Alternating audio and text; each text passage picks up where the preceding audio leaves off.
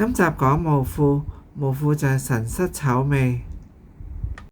十二地支裏面，神係水無父，戌係火無父，丑係金無父，未係木無父。神失丑未四個無父嘅五行，雖然係水火金木，但係佢基本嘅五行仍然係土，所以當某日干遇到戌，就係入咗火無父啦。神失丑未呢四個地支，佢有時候係木，但係有時候又係父喎。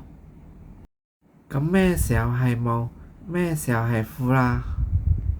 其實係木定係父，並唔係由神失丑未自己嚟決定嘅，而係由八字嘅五行衰旺同埋生克環境嚟決定嘅。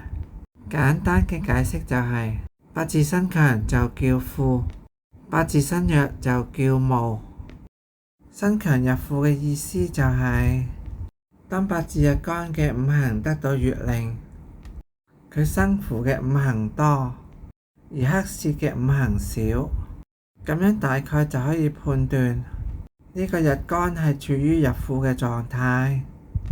身弱入木嘅意思就係，當八字日干嘅五行得唔到月令，佢生父嘅五行又少，但係克泄嘅五行又多喎，咁樣大概就可以判斷呢個日干係處於入木嘅狀態啦。依家解釋一下咩叫得月令為入父。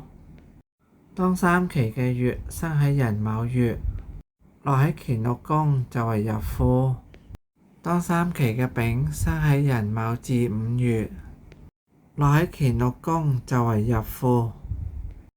當三期嘅丁生喺寅卯至午月，落喺庚八宮為入父。當六兒嘅卯生喺神失丑未月，落喺乾六宮為入父。當六兒嘅己生喺神失丑未月，落喺庚八宮為入父。當六兒嘅庚生喺辛酉或者係神失丑未月，落喺庚八宮為入父。當六兒嘅辛生喺辛酉或者係神失丑未月，落喺巽四宮為入父。當六兒嘅壬生喺亥子辛酉月，落喺巽四宮為入父。當六兒嘅癸生喺亥子辛酉月，落喺坤二宮為入父。今集就講到呢度，但係無父係未講完㗎，請繼續收睇下一集。十分多謝你嘅收看，拜拜。